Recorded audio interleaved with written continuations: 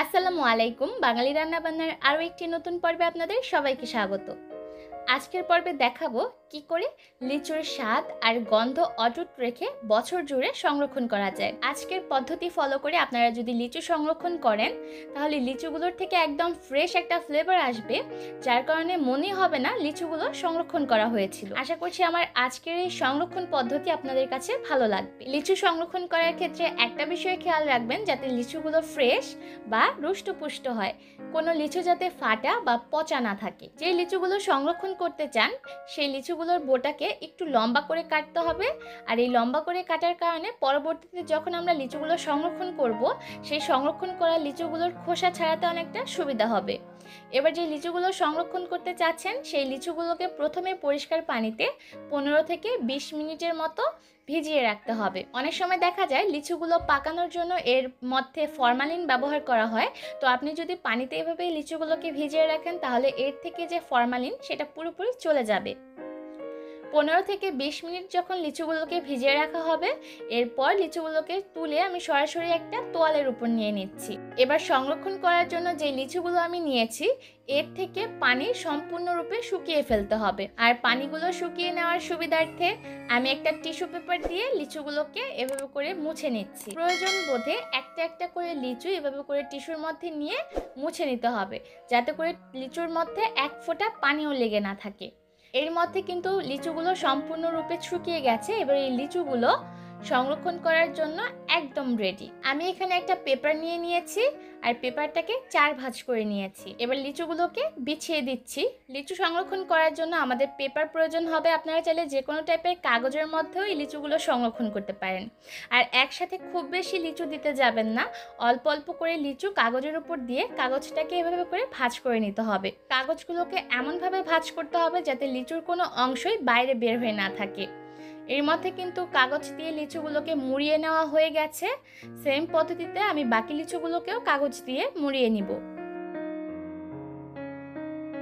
এবার একটা এয়ারটাইট কন্টেনারের মধ্যে প্রথমে আমি টিস্যু পেপার বিছিয়ে নিচ্ছি। আমি একসাথে 2টা টিস্যু পেপার বিছিয়ে নিচ্ছি। এবার আগে থেকে যে কাগজের মধ্যে লিচুগুলোকে মুড়িয়ে নিয়েছিলাম সেই কাগজগুলোকে বক্সের মধ্যে দিয়ে দিতে হবে। আর দিয়ে দেওয়া হয়ে গেলে টিস্যু পেপারটাকে চারিপাশ থেকে টেনে এনে মাঝ বরাবর দিয়ে দিতে হবে। তারপর উপর থেকে আরও একটা টিস্যু পেপার দিয়ে দিচ্ছি। খেয়াল রাখতে হবে যাতে কোনোভাবেই কিন্তু বাইরের হাওয়া লিচুর মধ্যে প্রবেশ না করতে পারে। বক্সের ভিতর যদি এভাবে করে টিস্যু পেপার বিছিয়ে দেওয়া হয় তাহলে বক্সটা ঘেমে যে পানিটা বের হবে টিস্যু পেপারগুলো কিন্তু সেই পানিটা শোষণ করে নেবে, যার কারণে লিচুগুলো অনেক দিন পর্যন্ত আর্দ্র থাকবে আর এটা অনেক দিন পর্যন্ত সংরক্ষণও করা যাবে। আমি যে পদ্ধতিতে লিচুগুলো সংরক্ষণ করে দেখিয়েছি সেই পদ্ধতিতে যদি আপনারাও লিচু সংরক্ষণ করেন তাহলে দেখবেন লিচুর গুণগত মান বজায় থাকবে। এবার এই বক্সটাকে ডিপ ফ্রিজে রেখে সংরক্ষণ করতে পারবেন কমপক্ষে 1 বছরের মতো। আমি দেখানোর সুবিধার্থে এই বক্সটাকে 1 মাসের মতো ডিপ ফ্রিজে রেখেছিলাম, তারপর ডিপ ফ্রিজ থেকে বের করে নিয়েছি। যেহেতু আমরা লিচুগুলোকে 1 বছরের মতো সংরক্ষণ করব, তাই আমি বক্সটাকে 1 মাস পর বের করে দেখিয়ে দিচ্ছি লিচুগুলো কি পর্যায়ে আছে। প্রথমে বক্সের ঢাকনাটা খুলে নিচ্ছি, তারপর উপরে যে টিস্যু পেপারটা বিছিয়ে দিয়েছিলাম সেই টিস্যু পেপারটাকে তুলে নিচ্ছি।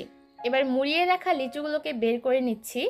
আর দেখে নিশ্চয়ই বুঝতে পারছেন কাগজগুলো কিন্তু একদমই ভিজে যায়নি, আর লিচুগুলো কিন্তু এই পর্যায়ে অনেকটা শক্ত আছে, তাই এই অবস্থায় কিন্তু এর খোসাটাকে ছাড়ানো যাবে না। আমি সবগুলো লিচুকে এই বক্স থেকে বের করে নিয়েছি। এবার এই লিচুগুলোকে খোসা ছাড়ানোর জন্য প্রথমে আমি একটা বাটিতে সামান্য পানি নিয়ে নিয়েছি। আর যখনই লিচুগুলোকে পানির মধ্যে ছাড়বেন দেখবেন এর রংটা একদম আগের মতো হয়ে গেছে। 2-3 মিনিট পানিতে ভিজিয়ে রাখলে কিন্তু এটা অনেকটা নর্মাল হয়ে যাবে আর এর খোসাটাকে ছাড়িয়ে নেওয়া যাবে।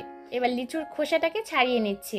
আর আমরা যে লিচুর বোটার অংশটা একটু বাড়তি রেখেছিলাম, এই বাড়তি রাখার কারণেও কিন্তু লিচুর খোসাগুলোকে খুব সহজে ছাড়িয়ে নেওয়া যাবে। 1 মাস সংরক্ষণ করার পরও লিচুগুলো দেখে নিশ্চয়ই বুঝতে পারছেন এটা কতটা ফ্রেশ রয়েছে, আর এর ভিতরের রসটাও কিন্তু একদম শুকিয়ে যায়নি। আমি যে পদ্ধতিতে লিচুগুলো সংরক্ষণ করে দেখিয়েছি, আপনারা যদি এই পদ্ধতি ফলো করে লিচু সংরক্ষণ করেন তাহলে লিচুর স্বাদ আর গন্ধ অটুট থাকবে, সেই সাথে লিচুগুলোর থেকে ফ্রেশ একটা ফ্লেভার পাবেন। আশা করছি আজকের এই লিচু সংরক্ষণ পদ্ধতি আপনাদের কিছুটা হলেও উপকারে আসবে। আজকের মতো এখানেই বিদায় নিচ্ছি। ভালো থাকবেন সবাই। আল্লাহ হাফেজ।